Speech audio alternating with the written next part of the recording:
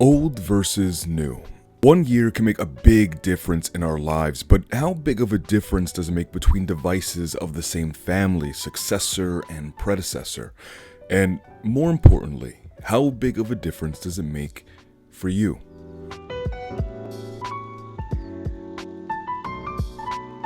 Hey there everybody, welcome back to DV Tech. It is awesome to see all of you guys here again. If you are new to the channel, my name is Dave and I do tech reviews here, and today we're going to be taking a look at the old versus the new, the Pixel 6 Pro versus the Pixel 7 Pro.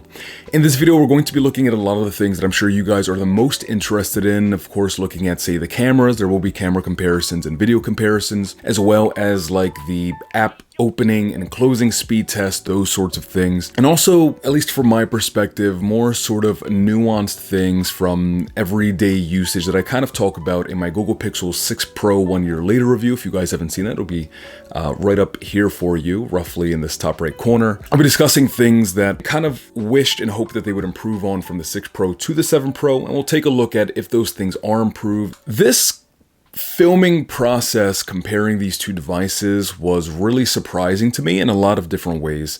And I think you guys will start to see some of that going along through the video. And one of the first real world practical things that you're going to notice, or at least you may notice that I definitely noticed right away, is that this phone feels smaller and slimmer in the hand than the 6 Pro. Now, I actually didn't look at specifications until I kind of just pulled this out the box and sort of felt like maybe there was something going on there. But on the 6 Pro, it almost feels as though the screen sort of bubbles upward a little bit more than on the 7 Pro, where the 7 Pro has a bit more of a flatter profile, looking at the back of the phone and the front of the screen. The 6 Pro has a depth or girthiness of 0.4 inches, while the 7 Pro has a depth or girthiness of 0.34 inches, which from purely mathematically speaking doesn't seem like a lot, but it's one of those things that absolutely I noticed pretty much immediately when I started using this phone. And the 6 Pro is 6.5 inches tall, while the 7 Pro is 6.4 inches tall, while retaining the same 6.7 inch display. As my daily driver, I can tell you that even though mathematically the difference seems small, for me personally, it makes a pretty significant difference. Now for this portion, I actually just want to jump straight to the app opening. During this section, drop in the comment section down for me either a hashtag holy moly or hashtag WTF. You watch, you let me know what you think. First is going to be Lord of Heroes in 3, 2, 1. Oh, now that is interesting. A smidge faster over here on the 6 Pro than on the 7 Pro. Now, not enough to make a real-world practical difference, I don't think, but super duper fascinating and not something that I was expecting to see here. And again, just a hair faster over here on the 6 Pro. Huh. Now, if you had asked me from my everyday daily usage of this, I wouldn't have guessed that this would be any faster, because this is still really fast. But that is something, huh? To the Tesla, 3, 2, 1. And yeah, a bit faster here again on the Pixel 6 Pro. And a smidge faster over here on the mail. I would say that was about the same. Over here to the calculator. I think a smidge on the 6. Docs.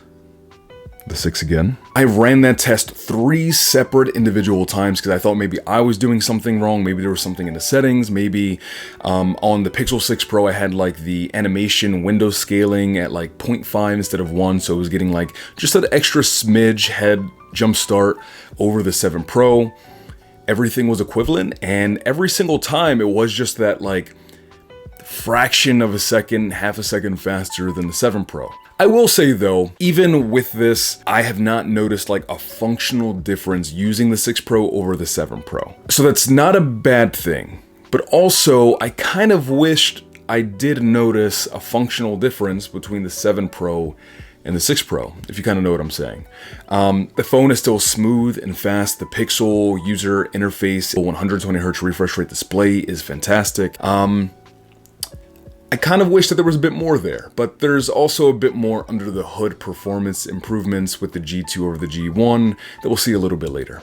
If you're enjoying the video so far, hitting the subscribe button is the best way to stay up to date with what I am doing next. There'll be a lot more Pixel 7 Pro content coming here to the channel, including a versus video between the Pixel 7 Pro and the iPhone 14 Pro Max. And let me know if you guys want to see a Fold 4 versus Pixel 7 Pro video.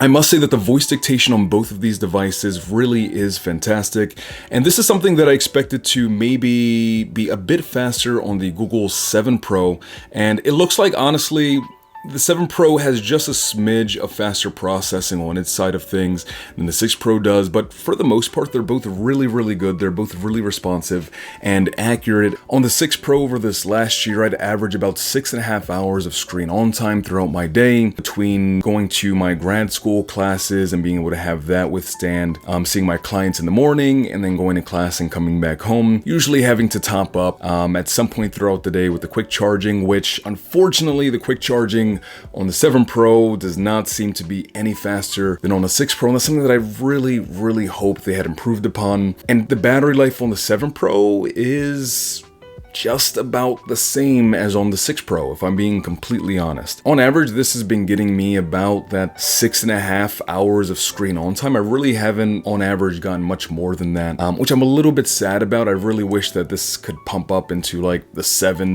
plus range. But for those of you who your lifestyle is conducive to a 6.5 hour screen on time device, then this is going to hit the same metrics as the 6 Pro did.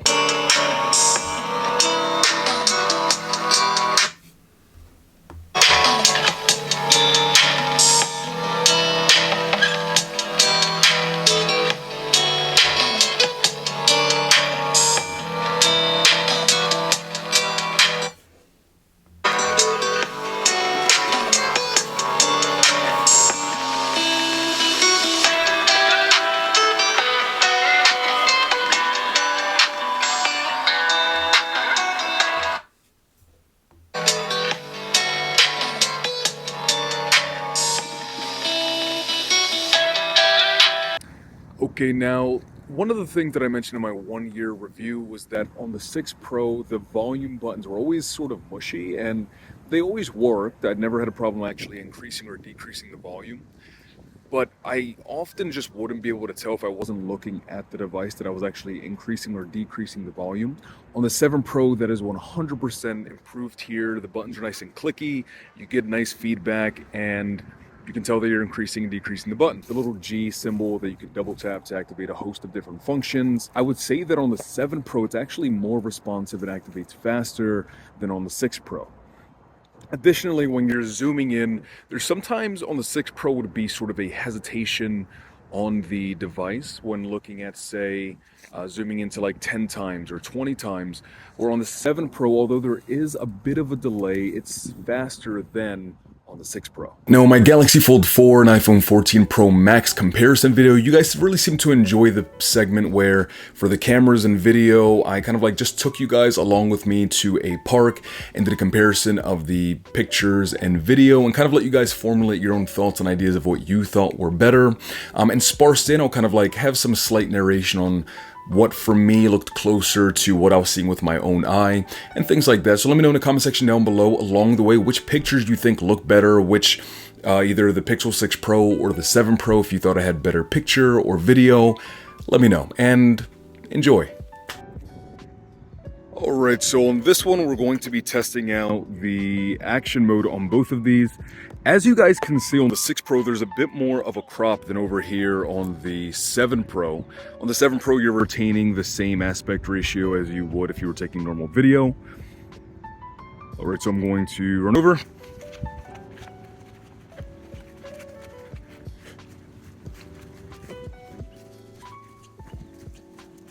Camera's over here right now.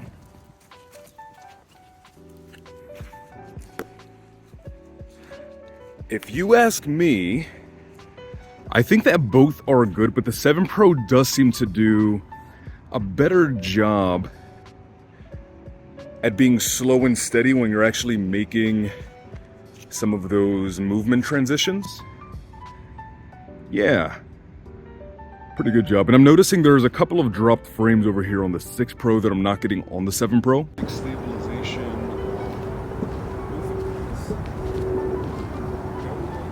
Test. So here you have your 1x. Let's go back to the wider field of view for both. You get a wider field of view over here on the 7 Pro. Now we're going to jump over to 2x. It looks like the 6 Pro actually jumps in on the zoom a bit faster than the 7 Pro does, but that could have been user error. And we're going to go 4x and 5x. And I must say, even though you're getting a deeper zoom over here on the 7 Pro, it looks really, really good. The 6 Pro is nothing to sneeze at with the 4x, but it's amazing how much detail you're getting over here retained on the 7 Pro.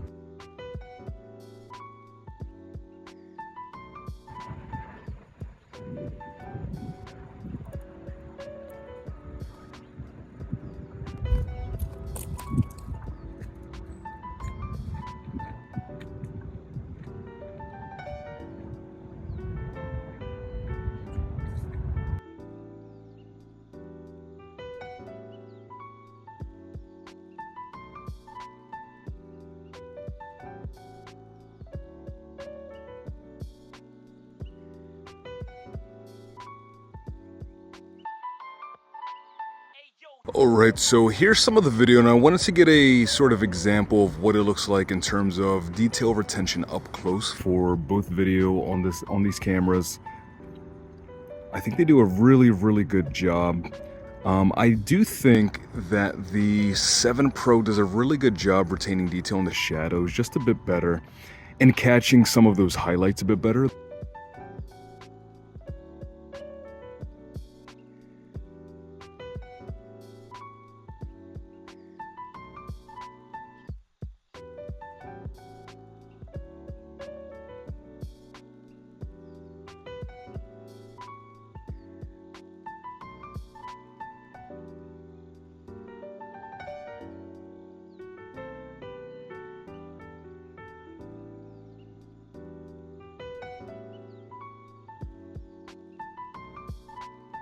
And of course, I'll be having a standalone detailed review of the 7 Pro in a video where it sort of gets to have the spotlight for just itself, and I get to discuss all of those things that I've noticed in day-to-day usage using the device. Thank you guys so much again for stopping by and hanging out. I hope you have a fantastic remainder of your day, afternoon, or night, depending on the time it is that you are watching this. And as always, peace, love, and adios.